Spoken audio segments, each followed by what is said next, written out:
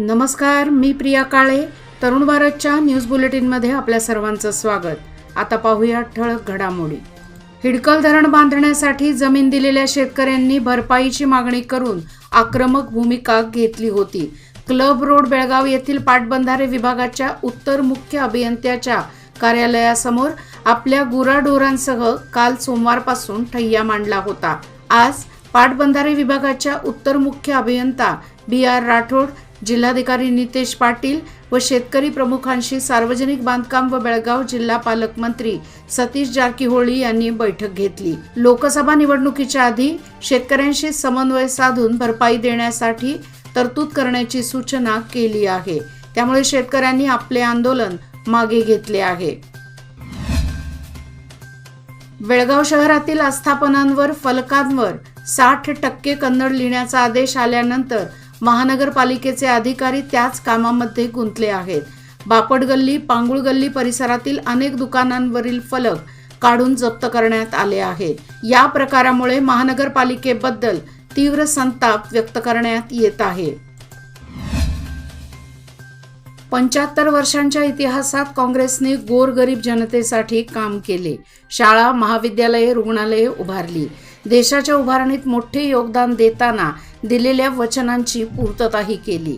9 महिन्यांपूर्वी काँग्रेसने कर्नाटकातील जनतेला गॅरंटी योजनांचे आश्वासन दिले होते. त्याला जनतेचा, विशेषतः महिलांचा मोठा आशीर्वाद मिळाला.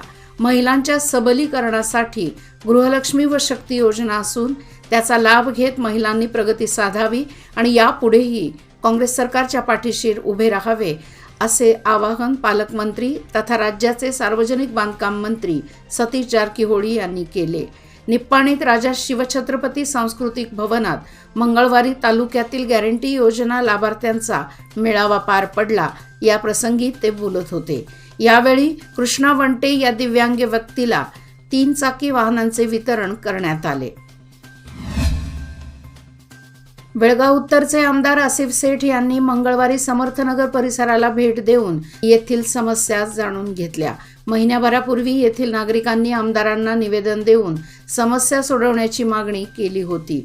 ब्रह्मदेव मंदिर, होळी कामण्णा मंदिर यांच्या बांधकामासोबत ड्रेनेज पाईपलाईन, पथदीप, कूपनलिका खोदाई करण्याबाबत त्यांनी अधिकाऱ्यांना सूचना केल्या.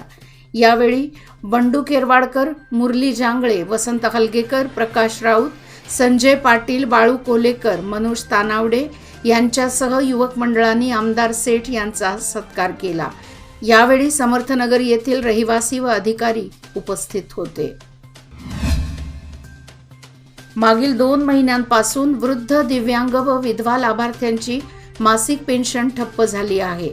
त्यामुळे दैनंदिन जीवनात अडचणी येऊ लागल्या आहेत. मंगळवारी पेन्शन ठप्प झालेल्या लाभार्थ्यांनी चौकशीसाठी तहसीलदार कार्यालयात गर्दी केली होती. मात्र लाभार्थ्यांना सुरळीत पेन्शन सुरू होईल असे सांगून माघारी धाडले गेले. मात्र 2 महिने पेन्शन नसल्याने जगावे कसे असा प्रश्न त्यांच्यासमोर पडला आहे. प्रशासनाने लाभार्थ्यांची पेन्शन सुरळीत करावी अशी मागणीही होत आहे. एशियाड चॅम्पियनशिपमध्ये प्रथम क्रमांक पटकाविलेल्या बेळगावचा पैलवान अर्जुन अलकुर्की याचा बेळगाव मध्यवर्ती कुस्तीगीर संघटनेच्या वतीने सत्कार करण्यात आला. आज मंगळवारी बेळगाव शहरातील सिद्धार्थ बोर्डिंग येथे आयोजित कार्यक्रमात बेळगाव मध्यवर्ती कुस्ती संघटना तसेच सिद्धार्थ बोर्डिंग शहापूर यांच्या वतीने सत्कार करण्यात आला. यावेळी गुरुवर्य परशुरामभाऊ नंदीहळ्ळी, मारुती घाडी, संतोष होंगल, भरमा पुणूस गौडा, नवरतन सिंग पनवर, हिरालाल चव्हाण व इतर उपस्थित होते. रेल्वे प्रशासन व कॅन्टोन्मेंट बोर्डच्या दुर्लक्षामुळे गोगटे सर्कलपासून मराठा मंदिर कॉर्नरपर्यंतचे पथदीप मागील अनेक दिवसांपासून बंद आहेत. केवळ अधिवेशन अथवा मंत्र्यांच्या दौऱ्यावेळी सुरू असणारे पथदीप इतर वेळी मात्र बंद ठेवले जात आहेत. उड्डाणपुलावर पथदीप नसल्याने अपघातांची मालिका सुरू असून आजवर अनेकांनी आपला जीव गमावला आहे, तर अनेक जण जायबंदी झाले आहेत. कंग्राळ गल्ली येथील जिजाऊ महिला मंडळातर्फे महिला दिन आणि मंडळाचा 35वा वर्धापन दिन असा संयुक्त कार्यक्रम नुकताच पार पडला. अध्यक्षस्थानी चंद्रभागा सांबरेकर होत्या. प्रमुख पाहुण्या म्हणून प्राध्यापिका ज्योती मजूकर होत्या. प्रारंभी अनिता शंभूचे यांनी प्रास्ताविक केले. मान्यवर आणि पंच मंडळींच्या हस्ते दीपप्रज्वलन झाले. अंजना शंभूचे, सुनीता शंभूचे, शरद पाटील, वीणा हुंद्रे, डॉक्टर स्वाती खंडागळे व इतर उपस्थित होते. 10वीची परीक्षा अवघ्या 12 दिवसांवर येऊन ठेपल्याने परीक्षेसाठी विद्यार्थ्यांची जोरदार तयारी सुरू आहे. परंतु यावर्षी रंगपंचमी दिवशीच 10वीचा पहिला पेपर असल्याने विद्यार्थ्यांना परीक्षेसाठी तारेवरची कसरत करावी लागणार आहे. यावेळी शालेय शिक्षण विभागाच्या वतीने 25 मार्च ते 6 एप्रिल दरम्यान 10वीची परीक्षा घेतली जाणार आहे. रविवार दिनांक 24 रोजी होळी साजरी केली जाणार आहे. त्याच्या दुसऱ्याच दिवशी बेळगाव शहरासह उपनगरात रंगपंचमी साजरी केली जाते. त्यामुळे पहिलाच पेपर रंगपंचमी दिवशी असल्याने विद्यार्थी व पालकांची परीक्षा केंद्रापर्यंत पोहोचण्यासाठीची कसरत करावी लागणार आहे. बाळेकुंद्री खुर्द येथे शिवप्रतिष्ठान हिंदुस्थान शाखेच्या वतीने बलिदान मास आचरणाला प्रारंभ करण्यात आला. गावातील मारुती मंदिर मध्ये बलिदान मास आश्रमाला प्रारंभ करण्यात आला. प्रारंभी धर्मवीर छत्रपती संभाजी महाराजांच्या प्रतिमेचे पूजन करून ध्येयमंत्र म्हणण्यात आले. त्यानंतर धर्मवीर संभाजी महाराजांचे चरित्राचे वाचन करण्यात आले. शेवटी प्रेरणा मंत्र म्हणण्यात आले. यावेळी शिवप्रतिष्ठान हिंदुस्थान शाखेचे कार्यकर्ते मोठ्या संख्येने उपस्थित होते. हिंदू हृदय सम्राट बाळासाहेब ठाकरे यांच्या वाढदिवसानिमित्त पक्षप्रमुख उद्धव बाळासाहेब ठाकरे यांच्या प्रेरणेने व लोककल्याण आरोग्य केंद्र मुंबई यांच्या संयुक्त विद्यमाने आरोग्य चिकित्सा आणि नेत्र परीक्षण करण्यात आले. धर्मवीर छत्रपती संभाजीनगर वडगाव येथे हे शिबिर पार पडले. अनेकांनी या शिबिराचा लाभ घेतला. हेस्कॉमसह राज्यातील सर्वच वीज वितरण कंपन्यांचा सर्व्हर डाऊन असल्याने नागरिकांची गैरसोय होत आहे. केवळ बिल भरणे सोडून इतर सर्व कामे ठप्प आहेत. यामुळे नेहमी गजबजलेल्या हेस्कॉम कार्यालयामध्ये सध्या मात्र शुकशुकाट पाहायला मिळत आहे. तांत्रिक त्रुटी दूर करून सर्व्हर सुरळीत करण्याची मागणी केली जात आहे. मुस्लिम बांधवांच्या पवित्र रमजान पर्वाला मंगळवारपासून प्रारंभ झाला आहे. सोमवारी सायंकाळी चंद्रदर्शन घडल्यानंतर रमजानला सुरुवात झाली. या रमजान पर्वामुळे मुस्लिम बांधवांमध्ये उत्साहाचे वातावरण निर्माण झाले आहे. विशेषतः बाजारात फळांची आणि सुक्या मेवांची रेलचेल पाहायला मिळत आहे. या पार्श्वभूमीवर प्रार्थना स्थळांवर विद्युत रोषणाई करण्यात आली आहे.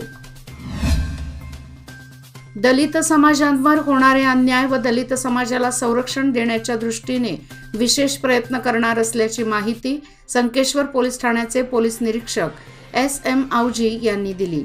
ते येथील आंबेडकर भवनात आयोजित केलेल्या दलित समाजाच्या बैठकीत अध्यक्षस्थानावरून बोलत होते.